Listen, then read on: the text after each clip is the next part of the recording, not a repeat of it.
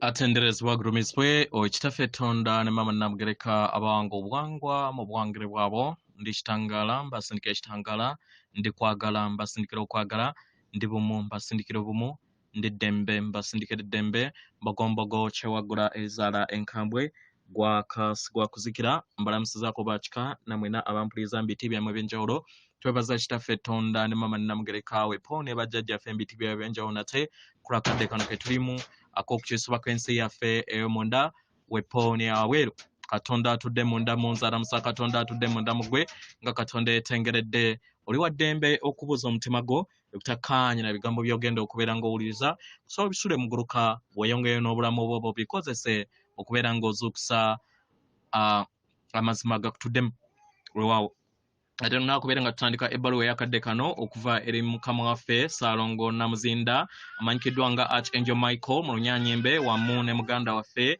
Yesu mu bw'omuzimu amanyikiddwa nga Jeshua. Nsaba tukole ekikoowe eky'ekibiina kye tutuddemu nga oyingiza ekitangaala ekyeru mu nnyindo ate nga ofulumya zaabu mu kamwa. Yingiza ekitangaala ekyeru mu nnyindo, fulumya zaabu mu kamwa. Yingiza ekitangaala ekyeru mu nnyindo, fulumya zaabu mu kamwa. Yingiza ekitangaala ekyeru mu nnyindo, fulumya zaabu mu kamwa. Kwata ku mutima gwo owuliriza enkuba y'omutima gwo. Omutima gwo ye yeekaalu y'omwoyo omutukuvu era essabo ly'ettukuvu omwagalwa mw'otudde. Omwagalwa tewajja wano kukolera ggulu. Ekikula kye ekyaddala kitudde mu ggulu nga bwe bulongo bwo. Mbajjukiza ffe abalongo tuzaalibwa ng'abalongo okubeera akabonero akalaga enneema etalabika eri mmwe nti nammwe muyina obulongo bwammwe. Era ng'obulongo bwammwe butudde mu ggulu. Naye watuuka wano weeteeka mu kakunizaako okulowooza nti okolerera ggulu. Ne bakwatuza n'okubeera nga weegaana obulongo bwo, ekitegeeza nti obeera tokyasobola kubeera nga oleeta obulongo eri ensi yo. Era amayinga ag'eggulu eri ensi yo. Mu ngeri eno omwagalwa, jjukira obwa Katonda bwo, ozukuke okuva mu bulimba, odde mu mazima agatudde mu mutima gwo. Weewaawo ebbaluwa egenda bw'eti. Abaagalwa tubalamusizaako mwena abasoma era abawuliriza ebbaluwa yaffe. Abaagalwa, wekibeera nga kyaddala nti ensi eriŋŋanga muzannyo era ng'abaana b'abantu be bazannyi era nga bazannya ki era lupapula ki lwe batambulirako nga bazannya omuzannyo guno. Abaagalwa, abaana b'abantu mu kuzannya omuzannyo baabulwa ekkubo lyabwe ne babulwa ebitundutundu bye balina okubeera nga bazannya mu muzannyo guno. Mu masekkati g'okuzannya omuzannyo guno baatonda akavuyo, baatonda okulwanagana, baatonda ebiwoobwe okuviira ddala ku muzannyo ogwammwe ng'abantu mu bwannamunigina ogwo oguzannyibwa ne gusaasaanira ku sseŋŋendo yammwe ne gubaleetera okubeera nga mulowooza nti baganda bammwe baggwira. Abaagalwa, weebuuze ekibuuzo kino wammanga. Omuntu asobola otya okubeera nga ye addamu buto okubeera nga yali mu mitambo gw'omuzannyo gwe n'azannya ekitundutundu eky'olupapula olwo yawandiika nga tannaba kubeera nga ajja mu muzannyo guno? Akikola atya?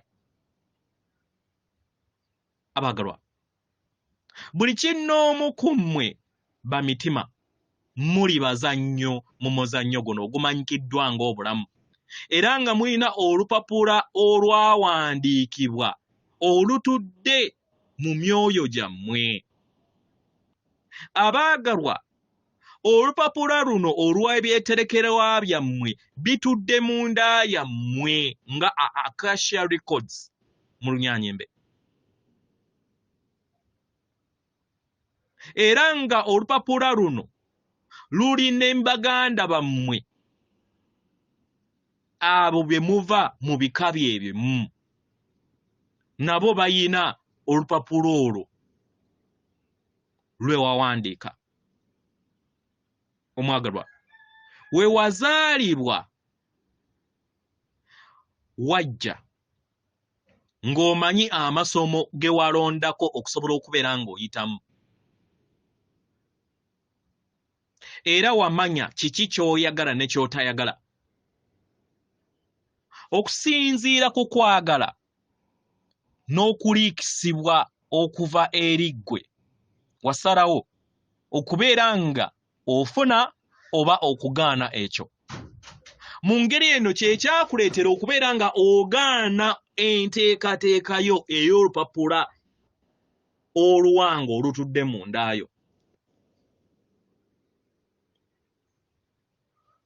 Era wagaana okubeera bumu wamu n'amazima go. Naye ate era ng'oli wa ddembe okubeera ng'oli bumu wamu n'amazima g'obeera ng'okironzeeko.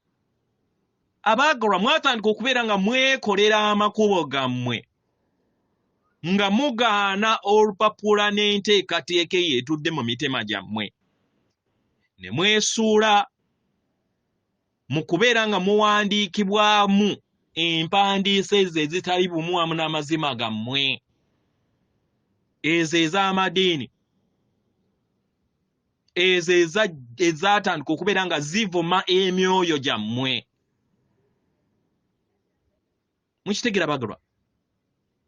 Abaagalwa, mu bulamu buno bwe mulimu kati, buli kintu kyonna kitandikira mu nda yammwe. Era nga yemmwe muli mitambo gya buli kintu kyonna, kubanga ekitudde mu nda yammwe yeebeera endabirwamu ey'ensi yammwe eya wabweru. Y'engeri yokka gye musobola okubeera nga mutuukiriza ebiruubirwa byammwe n'okufuna essanyu lyammwe ery'omunda lisobole okubeera nga libayamba okufuuka abakama b'obulamu bwammwe. Nga tofudde lugendo lw'okkiridde mu kizikiza, mu lugendo lwo omwagalwa osobola okukyusa olupapula, osobola okukyusa enteekateekayo mu kadde akaakakati n'oddamu n'ofumiitiriza n'okola enkyukakyuka n'oddamu n'owandiika nate kasita kibeera nga kyetaagisa. Abaagalwa, akaseera tekayise, is never too late. Abaagalwa, si kikeerezi kubeera nga mutereeza ebikolwa byammwe, musobole okubeera nga mutitimuka mu ngeri ennungi eri olugendo lwammwe. Abaagalwa, okubeera bakama b'obulamu bwammwe kye bayita self mastery tekitegeeza nti oyina kubeera ng'okola birungi byokka, oba okubeera ng'obeera kafulu ku kintu kimu. Nedda. Okubeera mukama w'obulamu bwo kitegeeza nti obeera mitambo eri obulumi bwo obw'empulira oba obw'omubiri ogw'obwamukasa mu Abaganda nga mwe mukiyita, n'obulumi obw'ebirowoozo byo obwe muyita obwamusoke. Buli kiseera n'obeera nga oyina okutegeera n'okumanya ku birowoozo byo, ebikolwa byo, ne biki ebibeera bisobola okubeera nga bikuteekako, biki ebisobola okubeera nga bikuwuliza mu ngeri ekulowooza ekuleetera embeera ey'obunyiikaavu, embeera ey'okubeera ng'oli munakuwavu. Abaagalwa, kino kyetaagisa okubeera nga mufuna obuvunaanyizibwa. Engeri abantu abalala we bakuwuyisaamu n'okuwuliza, kubanga engeri gy'obaddamu kyekikulu. Osobola okutandika okubeera nga otonda amakubo go engeri gwe kennyini gw'oyagala okubeera nga otambuliramu. Otegere nti osaanidde. Okitegera? Kasita obeera ng'okyagadde, gwe kennyini otandika okubeera nga weewa ekitiibwa, ofune endaba empya eri abalala. Ofune endaba oba n'enkola gye balina okubeera nga bakuyisaamu. Buli w'otunuulira akatiba n'akakuniza ak'ebirowoozo byo n'enneeyisaayo, omwagalwa kye kikuyamba okubeera nga obikkula ebiwundu ebitudde mu katiba kaako bwa Katonda bwo. Ebirooto byo eby'obulimba ebyo bye bitandika okubeera nga bigwa kubanga otandise okubeera nga obitegeera. Kino kikuleetera okubeera nga ofuna enkyukakyuka ennungi mu bulamu bwo.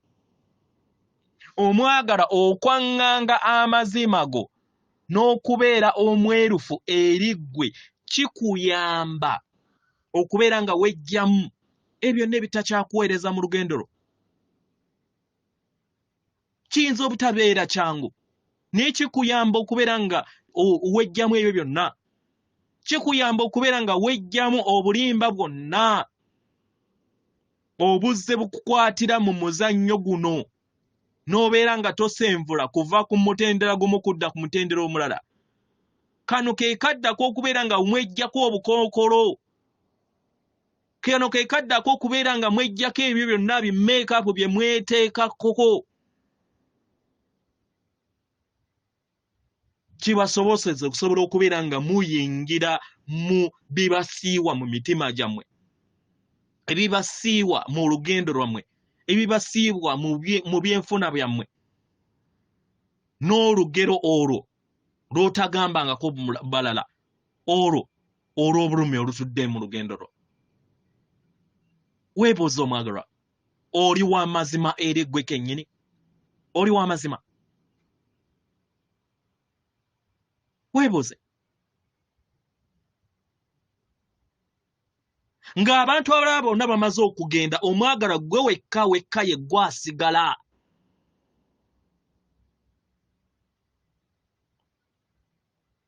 Era nga ye gwe wekka ali mu lugendo luno, kubanga ojja bw'omu era ogenda bw'omu. Kano ke kadde omwagalwa.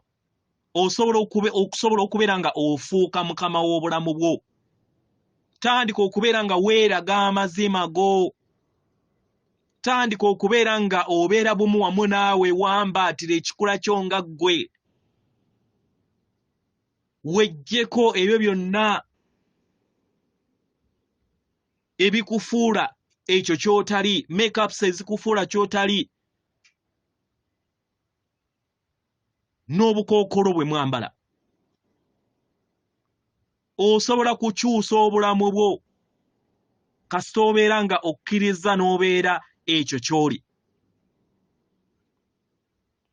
nga otambulya mu kadde akakakati. Nsigadde nze Ssalongo Namuzinda wamu n'oyo gwe mumanyi nga Jeshua oba Yesu mu bw'omuzimu. Atenderezebwe agulumizibwe Okitaffe Katonda ne Mama Namugereka abawanga obwangwa mu buwangire bwabwo. Katonda atudde munda mu nze, alamusa Katonda atudde munda mu ggwe. Akume.